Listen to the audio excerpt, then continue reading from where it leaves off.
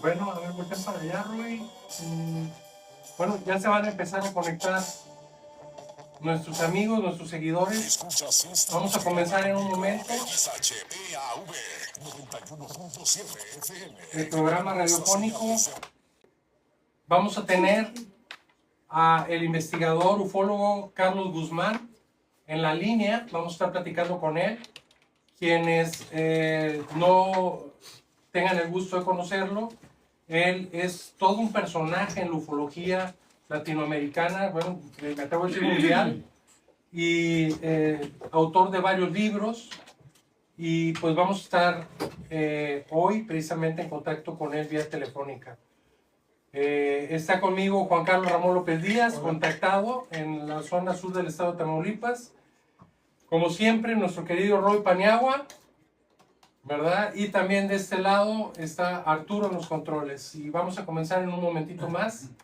Vamos a ir primero a un corte comercial y empezaremos el programa. Más que todo, que realmente es un programa excelente por la participación del maestro Carlos Guzmán, que también fue presidente del grupo MUFON México, una institución que da credibilidad a los investigadores que se especializan en lo que es el tema ovni y extraterrestre aquí en este país, pero de manera internacional MUFON pues tiene oficinas en Estados Unidos que nuevamente dan certeza a una investigación de esa naturaleza.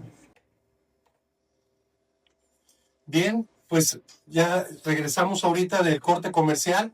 Se encuentra con nosotros precisamente nuestro invitado especial, Carlos Guzmán. Sí, bueno, en este caso vamos a tener la oportunidad de escuchar de primera mano cómo conoció a una edad muy temprana a la señora Leguízamo. Maestro Carlos Guzmán, bienvenido a este programa.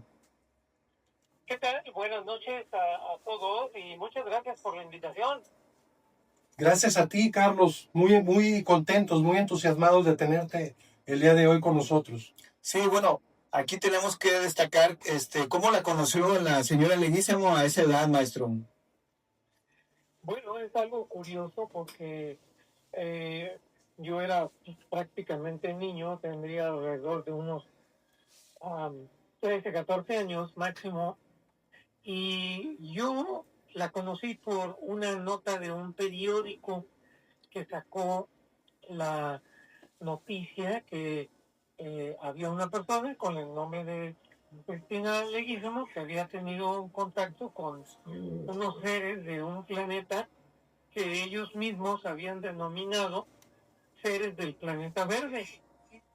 Esta nota yo la vi en la prensa de allá de la Ciudad de México y esto, curiosamente, antes sí daban las direcciones, los periódicos cuando había cualquier tipo de evento de personas. Ahora, pues bueno, ya es difícil que eso se dé. Así es que mi interés fue precisamente ir a hablar con la señora Cristina Leguizamo, cosa que a mis papás pues les pareció algo increíble, inverosímil, porque, repito, yo tendría cuando mucho 14 años, y la dirección de la señora Leguízamo era una dirección en una colonia en el sur de la Ciudad de México, por Tlalpan y hacia el Ajusco, que no era en aquel entonces una colonia todavía urbanizada, no estaba pavimentado, esto había, sí, ya había luz, pero carecía de servicios públicos. Entonces, eh, se queda viendo mi papá y mi mamá y le deja las llaves del carro y le dice, llévalo. Y bueno, entonces fuimos a buscar la dirección, que no era una dirección exacta, sino eran señas también, pero sí encontramos a la señora y fue allí que yo pude conversar con la señora Cristina Leguizamo, que bueno, pues ella es una de las, yo creo, dos más importantes contactadas que ha tenido México. Y empecé yo a platicar. Desafortunadamente en aquel entonces, pues a esa edad yo no tenía la idea o la posibilidad de adquirir una grabadora. En aquel entonces se utilizaban las grabadoras de cassette, empezaban apenas. Yo me acuerdo que mi papá tenía una grabadora de carretes pequeños. Entonces, esta fue la forma en que yo conversé con la señora Cristina Leguizo. Muy bien, y el tema con ella aquí en la zona de las varillas, ¿lo podrías platicar, Carlos?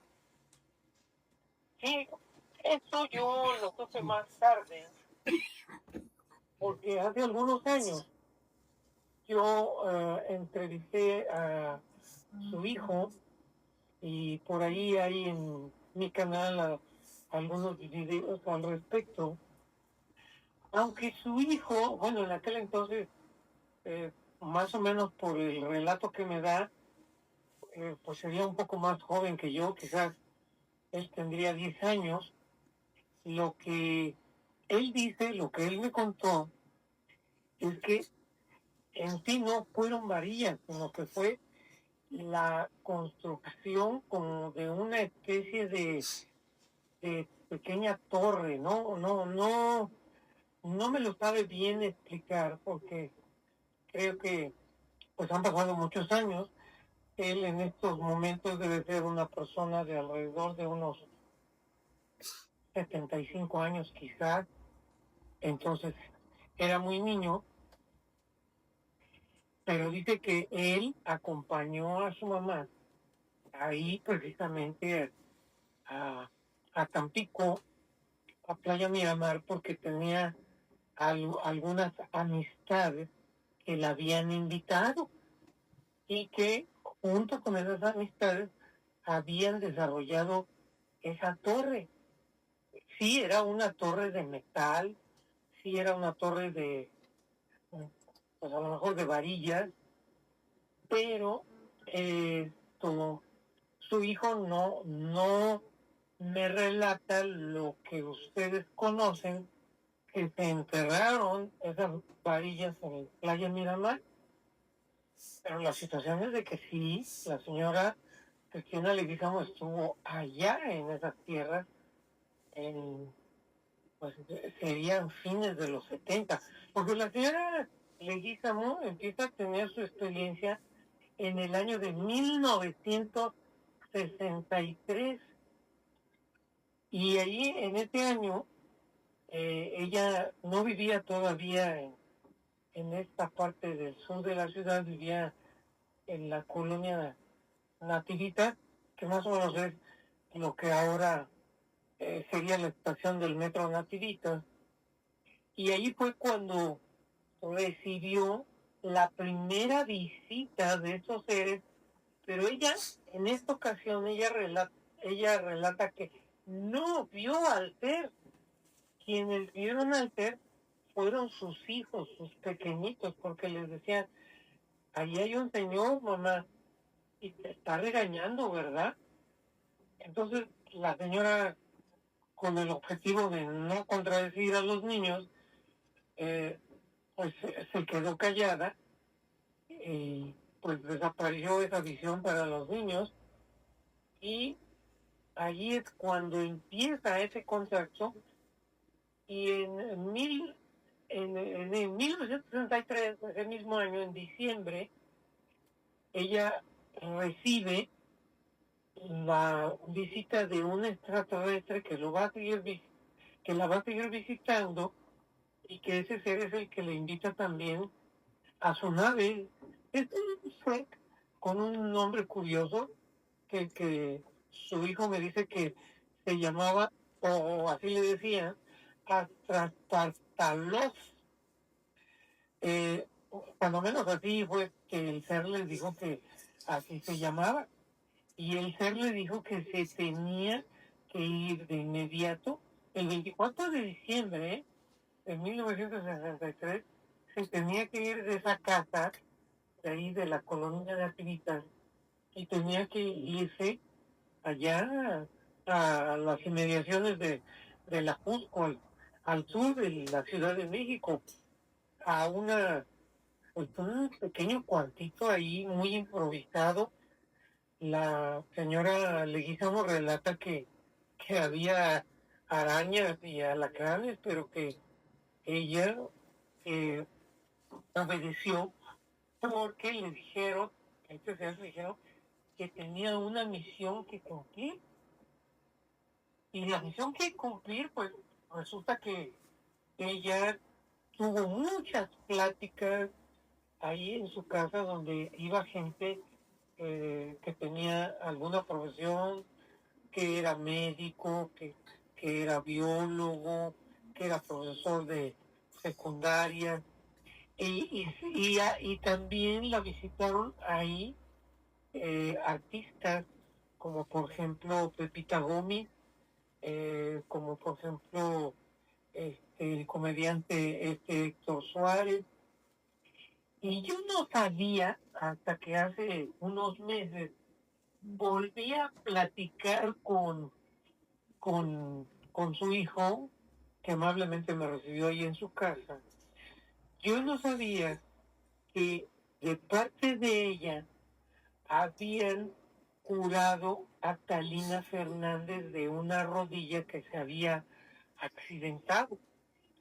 Talina Fernández tampoco, cuando cuenta esa situación de que fue curada por extraterrestres, no supo a dónde la llevaron porque la quitaron en un punto y la llevaron en una camioneta prácticamente con los ojos vendados, pero ahora el hijo de Cristina, don Sergio, me asegura que la llevaron precisamente ahí a la casa de Cristina Leguizamo para curarla.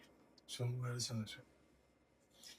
Ok, don Carlos, aquí Rui Paniagua. Fíjese qué interesante. Hay dos puntos. Bueno, esto de la señora que empieza en 1963 aquí en Tampico, la primera oleada registrada en medios y con familias importantes en las ciudades en 1967, ¿no? La gran oleada que inicia todo este fenómeno por acá.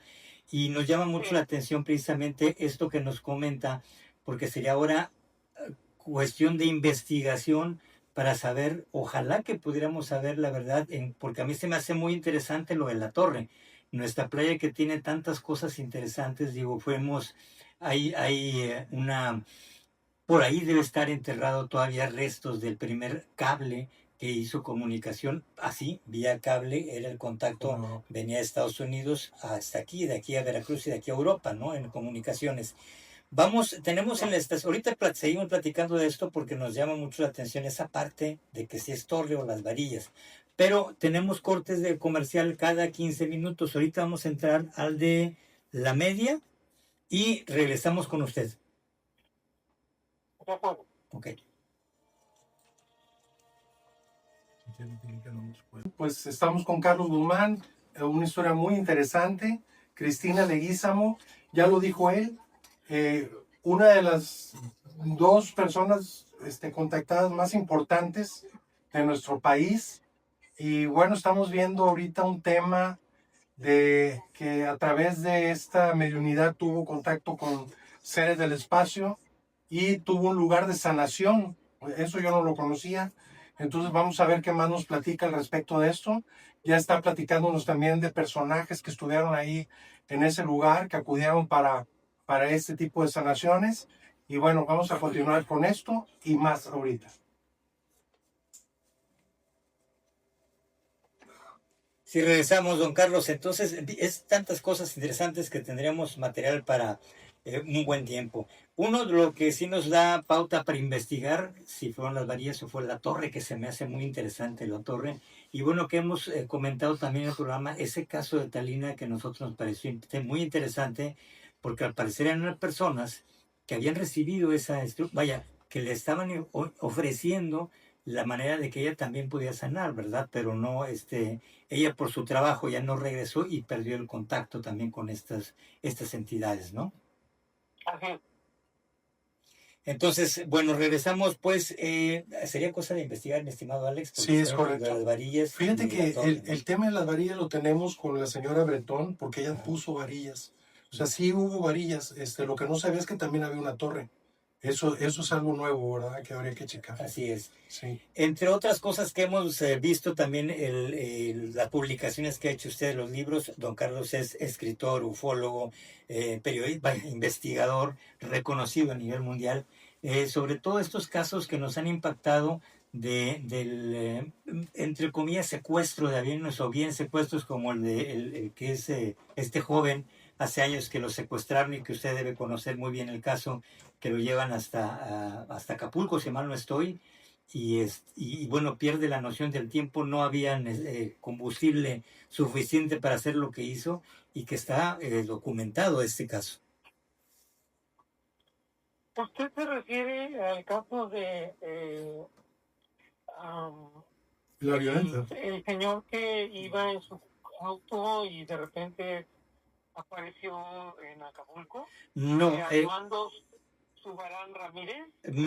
lo que pasa es que usted tiene algunas investigaciones sobre mucho lo de aeronáutica o aviación en cuanto a casos de ovnis. Ya, sí. Es Sí. Carlos de los Santos, aquel joven que secuestra Sí. su avioneta. Sí, bueno, son dos casos distintos. Carlos Antonio de los Santos fue al que le imantaron 3 ovnis su avioneta al llegar a la Ciudad de México sobre el lago de Tequesquitengo. Exacto. Y a Pacheco Pérez, Rafael Pacheco Pérez, fue otro estudiante en aquella época también, en 1976 fue lo de Pacheco Pérez, que siendo estudiante de aviación, estudiante piloto comercial, tenía en aquel entonces la tarea de salir con su avioneta del aeropuerto de la Ciudad de México y hacer volver al aeropuerto y tocar y volver a despegar, o sea, tocar y despegar, hacer solamente toques de pista y despegar. Pero resulta que no regresó, que se fue ya en el vuelo sobre Chimalhuacán, que es una área que está pegada propiamente al aeropuerto de la Ciudad de México, se pierde el contacto y hasta 2 horas y media después se va reportando que está en la bahía de Acapulco. Pero aquí es un secuestro porque Rafael Pacheco Pérez no es consciente del vuelo que hace con su avioneta de la Ciudad de México a la bahía de Acapulco. No es consciente porque cuando él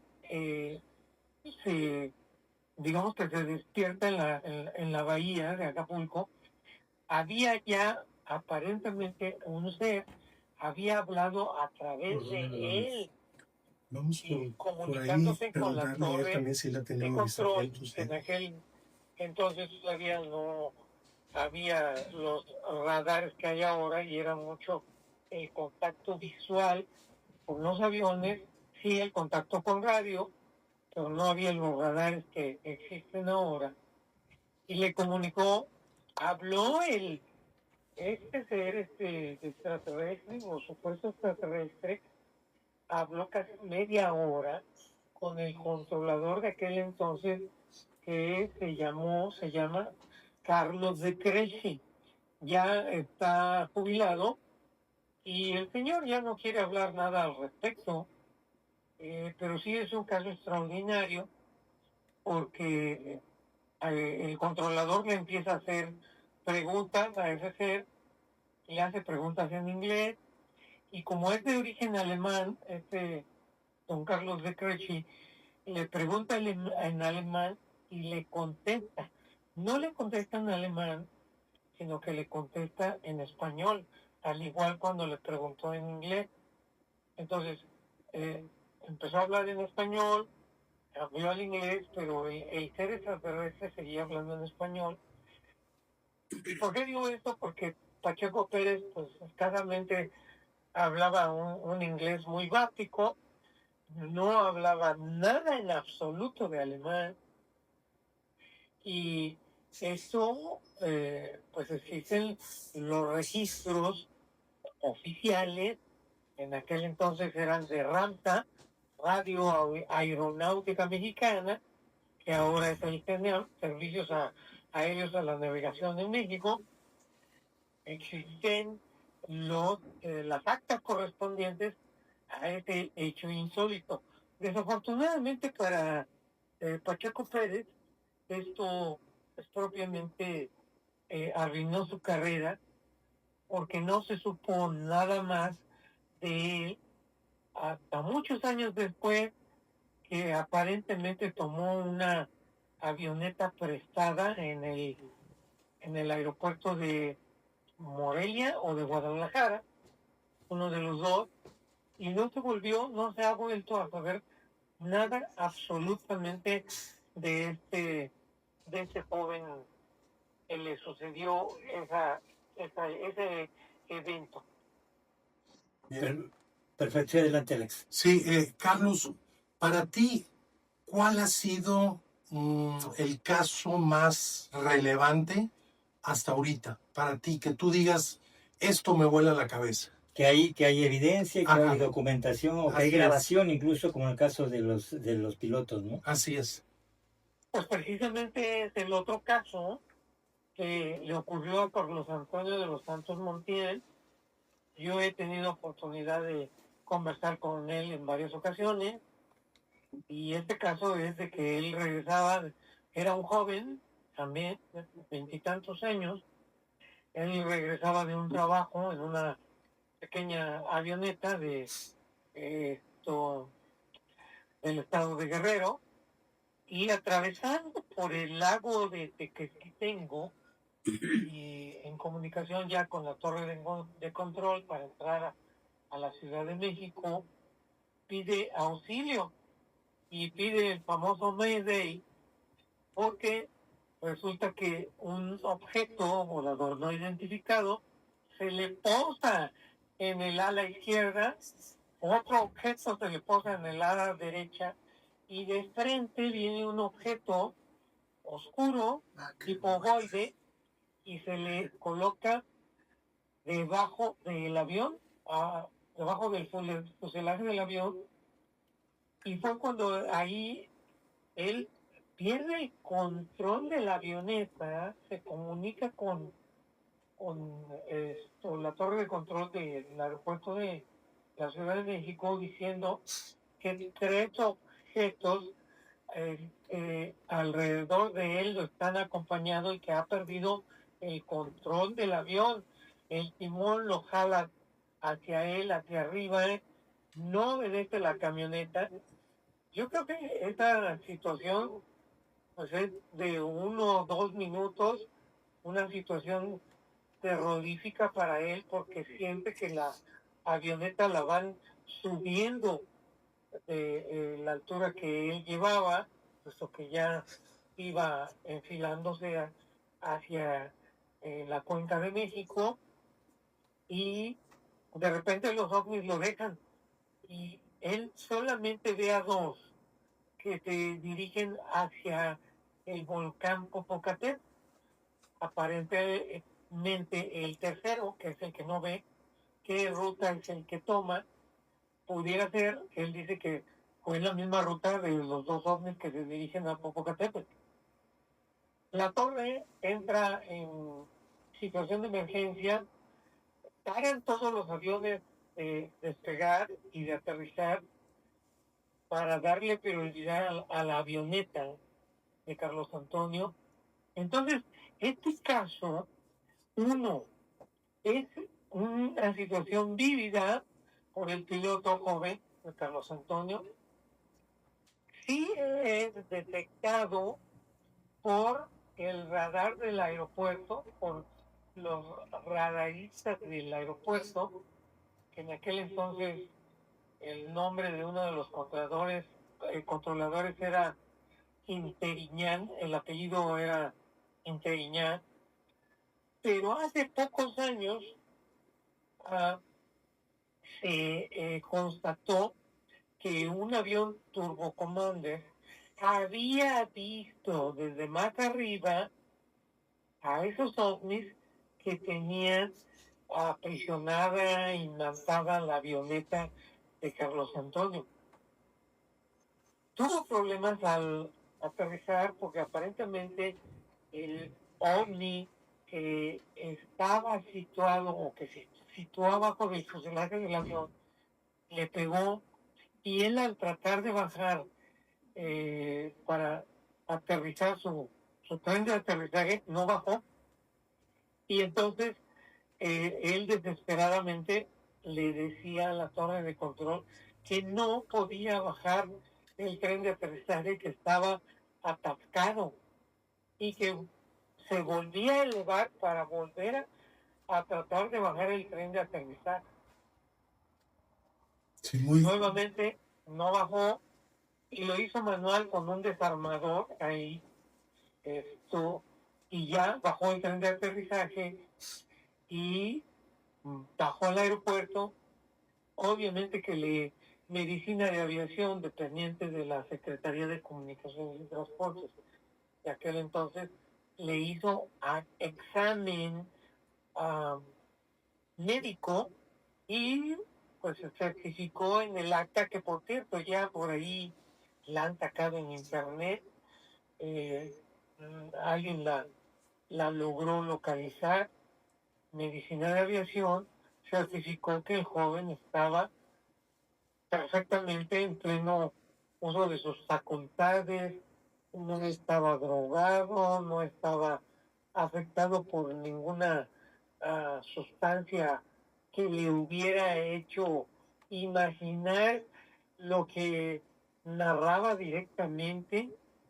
Existió una acta ahí en el aeropuerto internacional por parte de precisamente de la Secretaría de Comunicaciones y Transporte de Ramsar, y para mí esos son los casos más importantes, verídicos, que hay pruebas, porque están los controladores, están los jóvenes pilotos, y bueno, pues, quien quiera creerlo, que lo crea, pero ahí tenemos pruebas de que esos eventos ocurrieron.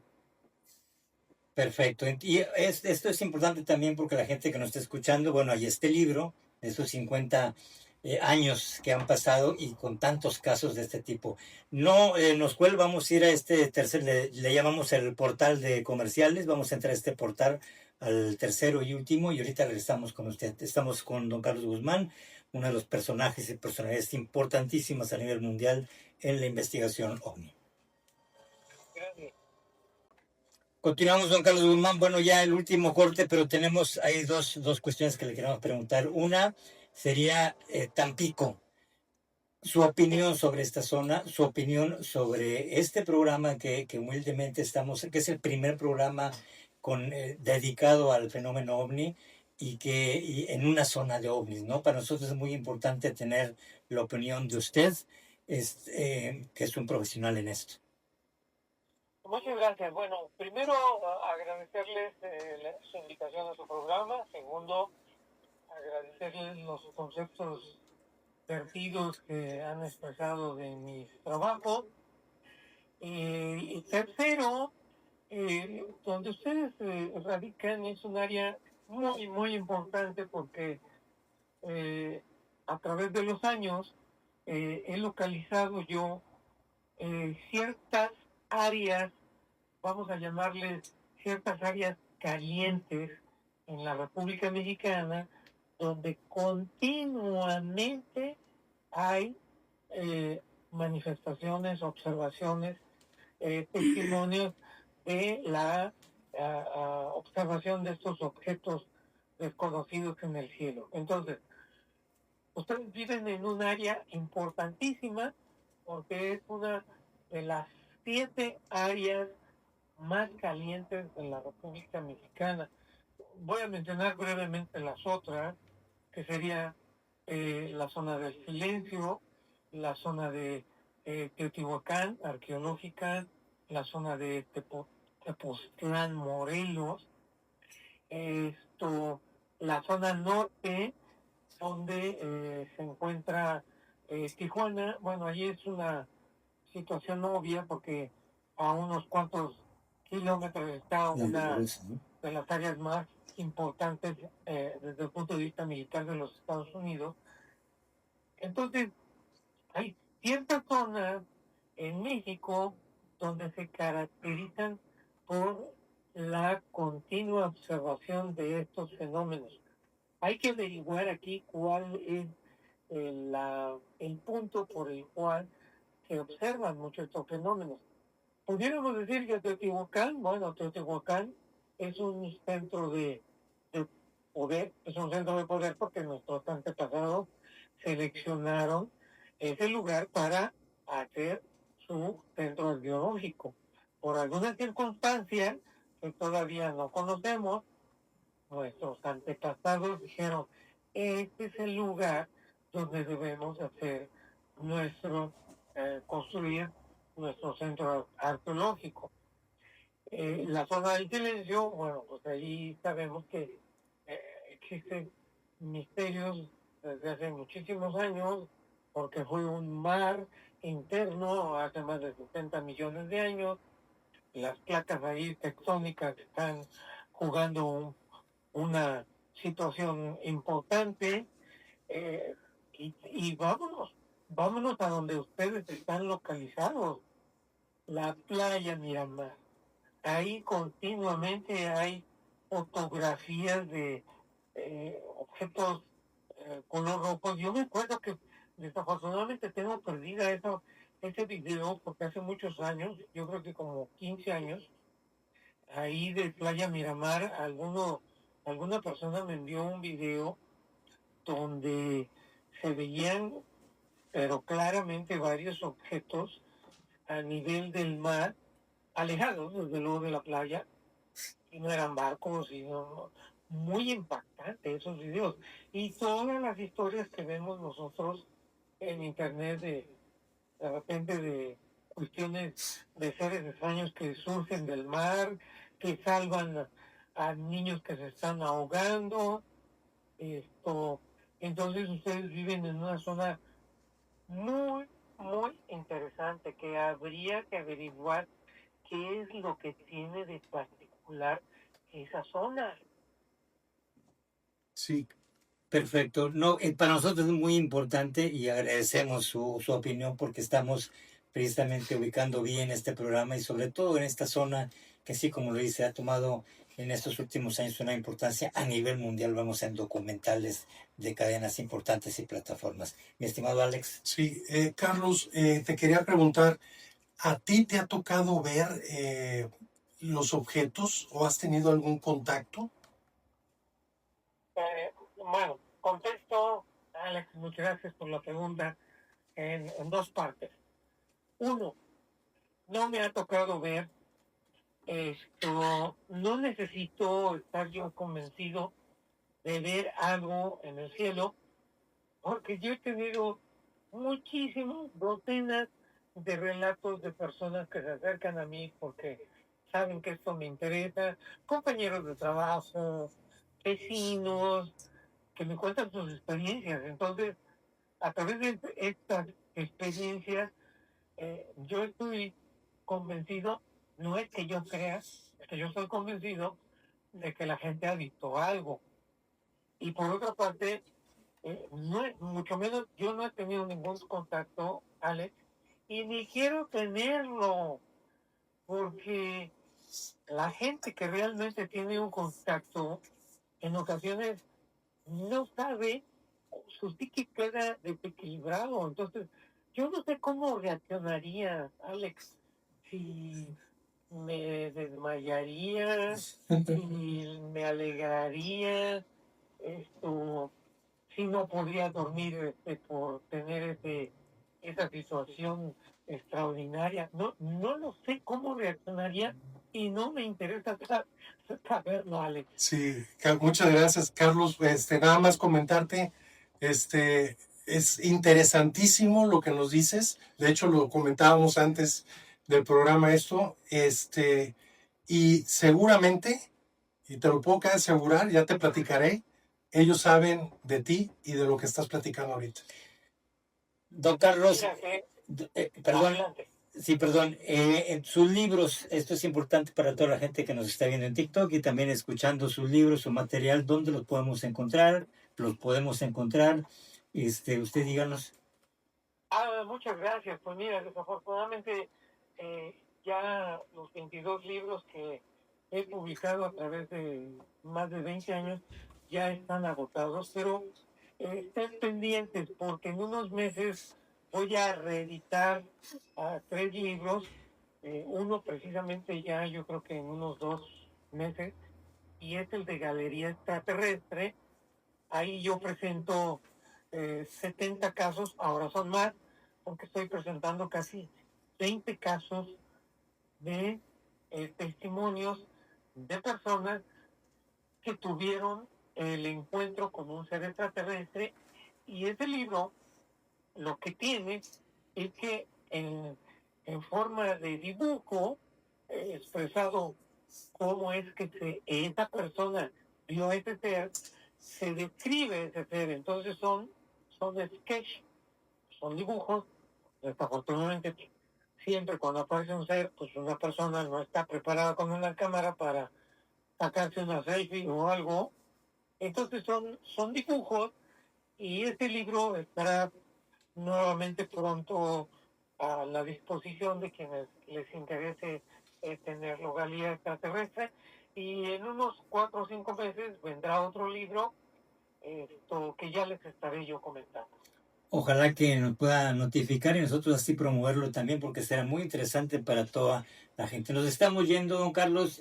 Por mi parte me despido agradeciéndole de infinita manera por la importancia que nos da a este programa. Nos da mucho el haber recibido sus palabras y su conocimiento, Alex.